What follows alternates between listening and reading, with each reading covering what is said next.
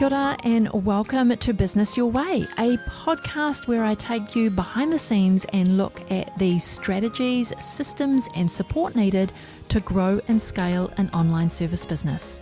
One that not only supports you and your family financially, but one that gives you the freedom to live the life of your dreams. I'm taking the many lessons learnt over the last 2 decades of running my own business and working with hundreds of clients to bring you what's working now conversations. I'm pulling back the curtain to bring you real stories from real people, including myself.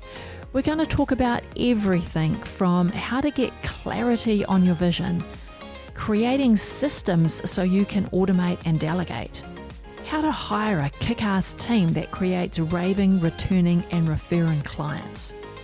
We're even going to talk about how to kick those limiting beliefs to the curb so that you can flourish in your business. I'm your host, Sandra Julian, an Indigenous mama of 3, fashion-loving sewist and business strategist. Each week, I want to help you dream big, plan well, and do the work to grow and scale your business your way. Today, the conversation is about the power of 3, the magic number that surrounds us every day without us actually realizing it. So I've been looking into leveraging the power of 3 and why this number 3 seems to be so magical. And it appears around us more often than we think. Have you ever noticed how many things appear in 3s? In our everyday life, in our history, in our fairy tales? I've been paying attention recently and blew my mind, really. So I thought I would share a few of them with you today. So the genie in the bottle, have you ever watched the movie about the genie? My favourite is the Will Smith version. But the genie offers you 3 wishes, and that's all you get is your 3 wishes. So then when we say to someone, when we're playing a game or just in conversation, how often have you said you get 3 guesses? Get 3 guesses at what's in the box, or whatever that you're doing at the time. But again, we just use 3 by default. Is that connected to the 3 wishes? Maybe it is. But it appears in our games as well. So, paper, scissors, rock. 3 things. And how often do we use that small game to make decisions or decide who's going first or whatever we use the paper, scissors, rock game for? I've seen it used as an icebreaker at an event to get down to the winner of the paper, scissors, rock. But 3 things, nice and simple. And then in our fairy tales, it's the 3 billy goats gruff. It's the 3 bears in the Goldilocks story, or the 3 little pigs. In history, especially in New Zealand, 3 is quite prevalent as well.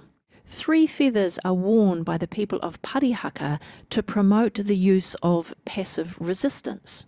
It appears in slogans, in our marketing slogans. When I was young, cereal advert on television had this really catchy tune. It was Snap, Crackle, Pop, and it was for rice bubbles. The cereal rice bubbles had the Snap, Crackle, Pop, and that just sits in your brain, like go buy the rice bubbles because they snap, crackle and pop. But then at school we are taught how to write a letter using 3 parts: the opening, the middle and the closing. So there are so many things around us using this magical number of 3, which got me thinking, why 3? Why is this magical number that brings us focus? And it's because things presented in groups of 3 tap into something deeply human in all of us. Its roots in storytelling, critical thinking, and neuroscience make it a powerful tool that anyone can use. And leveraging the power of 3 can give you an incredible boost in your focus and your productivity. which is why it's been spiking my interest, and I've been diving into why the power of three. Why do I want to just focus on 3 things in my day to move my business forward? And this power of 3, the history of it has got deep roots into our society and surrounds us on a daily basis. Because when you narrow your focus to just 3 things, and they could be 3 tasks, 3 objectives, or 3 goals, in a given time period, you'll see progress much quicker. Because let's face it, right? Everyone has a to-do list which has got, I'm going to take a stab in the dark, but 20 or more things on a to-do list that we want to get done. And when we sit down with our to-do list of, 10 or 20 items, usually our thought goes to, how can I reduce this list as quick as possible? So we start by working on the easiest task on the list. And more often than not, the easy tasks on your list are your admin tasks, like your email or your checking of your chat messages or reconciling your bank statements in Xero, because it is super easy. It's just a click of the button. So we default to getting all of those things off our list first. And then that leaves very little time in our day to work on our highest priority work. It's usually the hard stuff that we put off to later. And then our day gets consumed with all the busy work, with all of these less important admin tasks. And so later never arrives, and we never get our most highest priority work done. Because it requires our brain. Our highest priority work always requires lots of brain power and focus and concentration. And so that's why we keep putting it off. We procrastinate with the easy tasks. And while you might be getting 5 or 6 easy task items off your to-do list, it barely makes a dent in your list.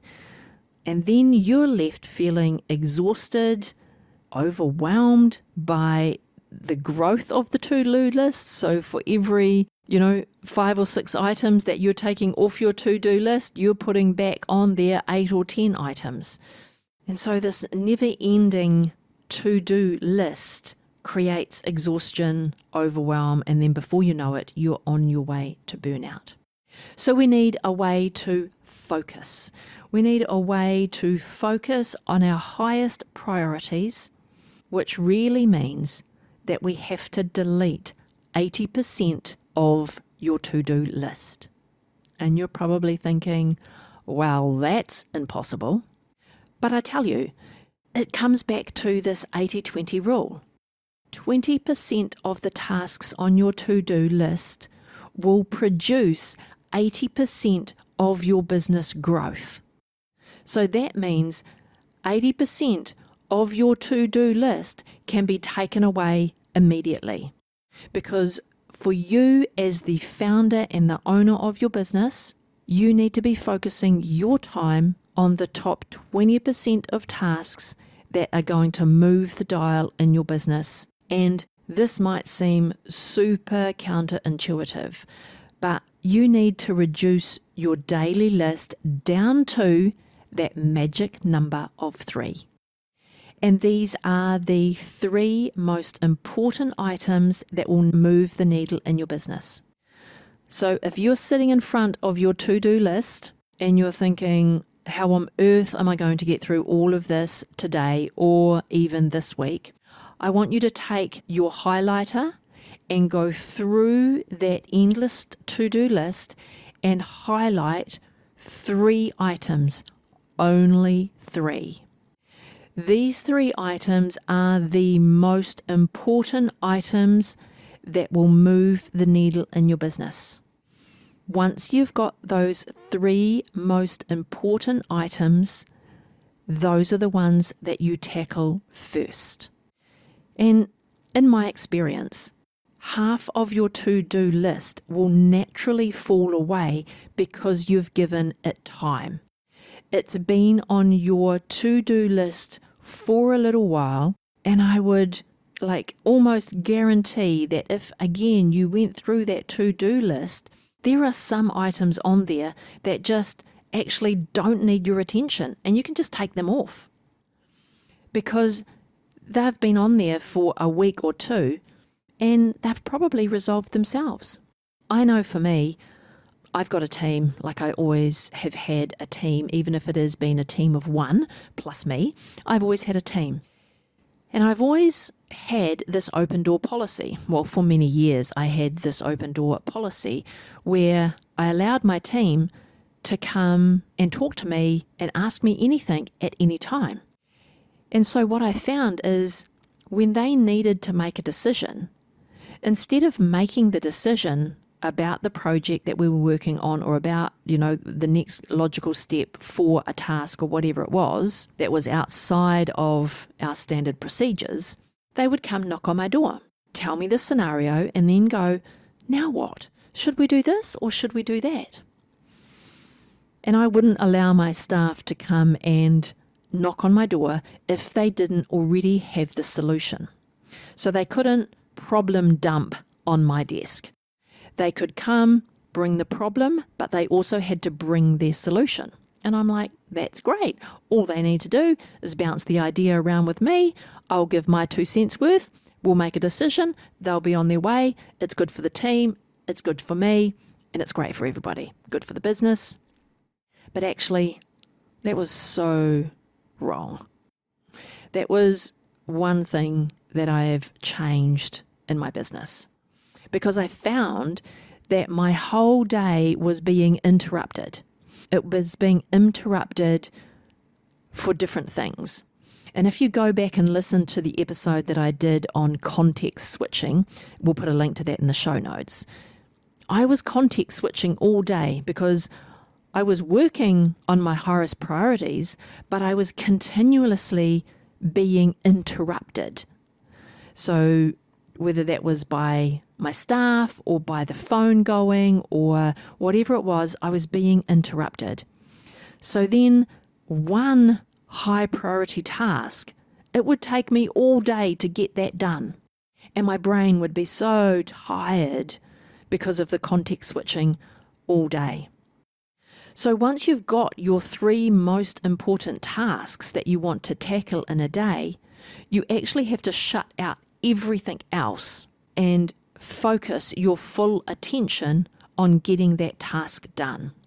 And then you'll find that you will actually get more done.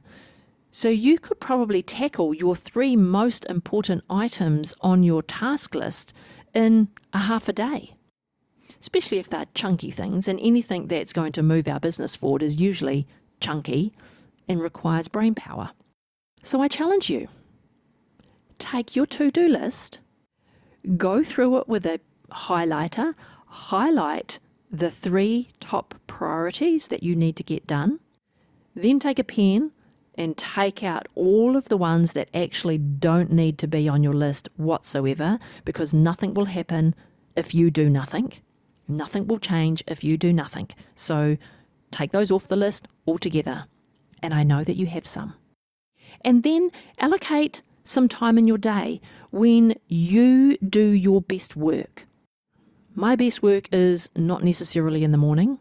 My best work is actually late at night when the world is quiet and I've got no competing pressures. I can actually sit down and think really clearly. So I do my best thinking of a night. But whenever you do your best thinking and best work, then put that time aside in your calendar and get the work done. But leveraging this magical number of 3 doesn't only apply to your daily to-do list. You should use it to set your top priorities for your week, identify the 3 important goals or projects that you want to focus on in a quarter, and put those sets of 3 on your radar every day. So your 3 weekly priorities should be directly linked to one or more of your 3 quarterly goals. And your daily 3 should be directly linked to your 3 weekly priorities. So as you can see, there's a bit of a hierarchy. So your 3 things that you need to get done on any given day, they can't be random.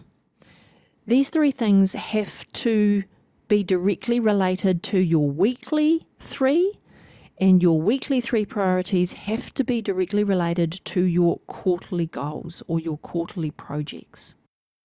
And when you're setting your top 3 priorities at any given level, whether it's a daily, weekly, or quarterly level, you want to ask yourself, what could I do today, or this week, or this quarter to advance one of my highest priorities?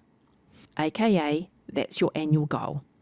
So what could you be doing today, this week, or this quarter to be advancing one of your annual goals? And personally, I like to only have one annual goal, but you could have up to 3. So you could have 3 annual goals, 3 quarterly priorities, 3 weekly priorities, 3 daily tasks. I've also got a previous episode, so if you want to go and listen to episode 17, I explain how to achieve your big goals with tiny steps. I'll put the link to episode 17 in the show notes as well, but in that episode I explain more about the hierarchy of your tasks, going from your big annual goal that you want to achieve down to the tiny tasks that you do on a daily basis and how to select those tasks to achieve your goal.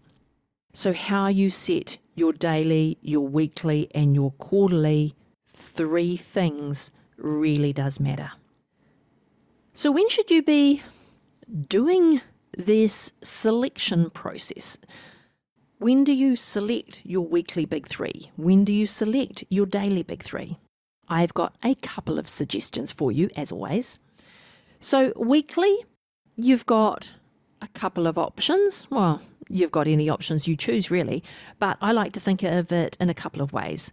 So weekly, at the end of every week, you should be wrapping up your week, looking at what you've achieved in the week and celebrating your accomplishments. Ticking off your list. What have I achieved this week? Have I hit my top 3 that I set out to at the beginning of the week? So when you wrap up your week on a Friday afternoon, or if Thursday is your last day of work because you work 4-day week, whatever you do you, but when you're wrapping up for the week, you can then sit down at that point and say, okay, I've achieved this week. What do I need to put in my top 3 priorities for next week to continue the momentum that I've got? So you can set your next weekly big 3 at the end of the current week. Or if you're a Monday person like me, you can allocate time first thing on a Monday morning to sit down and review everything that you've got coming up this week and what are the 3 priorities that you are going to identify to keep your momentum with your business growth. And then once you've set your weekly big 3, then you do the same process every day. So at the end of the day, you could review your list and go, great, I've taken those things off my list, I've delegated those things, I've achieved my top 3. Maybe you only achieved 2 out of 3 today, you need to carry 1 over, that's okay too. And you can then set your daily 3 for the following day at the end of today. Or I like to set my daily big 3 in the morning. So first thing I do when I sit down at my desk is I'm like, okay, what are the 3 things that are going to move the dial in my business today? What are the top 3 things that needs my attention today? And then I set those at the beginning of the day and then away I go. So you have to find out what works for you. The most important piece here is consistency. And you might have to try a couple of different ways to see what works for you, but make it consistent. When you've found what works for you, make it a habit. So my habit is every morning I sit at my desk, I decide my top 3, and I get to work. At the beginning of the week, I arrive at my desk, I do my weekly big 3, my daily big 3, and then I get to work. So whatever works for you, the key is consistency, and to be consistent, you have to create a habit. And so I also wanted to give you some tools that you could use to work this. And you don't necessarily need anything fancy for this leveraging of 3 to work for you. You could use a simple notepad and a pen. You could write your weekly big 3, your daily 3 on a pad using a pen, of course, a pen. And it can be as simple as that. But if you're a person who likes to use a planner, then I would highly recommend the Full Focus Planner. I'll put a link to this in the show notes. I'm a Full Focus Planner Certified Pro, and I can offer you one-on-one coaching if you'd like that extra piece of support to nail down how you're working, how you're thinking, how you're behaving, and to give you that bit of accountability. So in the show notes, you'll have a link to the planner, and I'll also put a link so if you want to reach out and talk about the support and accountability for moving the way that you work, then reach out to me. Let's have a conversation. Now, if you're a digital native and you like to have everything in the palm of your hand with your smart device, then my favorite tool is Monday.com. You can set up a board in Mondays to track your weekly big 3 and your daily big 3, amongst a whole lot of other things that you can do in Monday. I personally use a hybrid system. So my annual goals and my quarterly plan are tracked in Monday.com, but my weekly and my 3 daily tasks is in my planner. So you need to work out what works for you. Everyone's different, how you behave, how you like to think about how you work. If you're a pen and paper person, planner is perfect. If you're a digital native, Monday.com is amazing, and you can use a hybrid arrangement as well. But the power that 3 brings to us as humans, we can really leverage this to give us focus and to improve our productivity to move the needle in our business on a daily basis. So I hope that has given you something to think about. Like I said, if you want to reach out and have a conversation around improving your productivity and really starting to see some growth in your business without sacrificing your personal life or being taken over by the overwhelm, then you can always reach out to me. Let's have a conversation. Before you go today, I wanted to say thank you for being here and listening all the way to the end.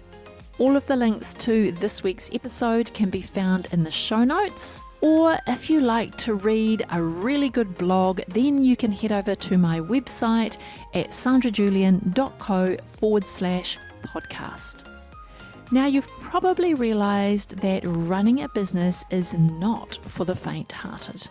There are challenges coming at you left, right and centre every day.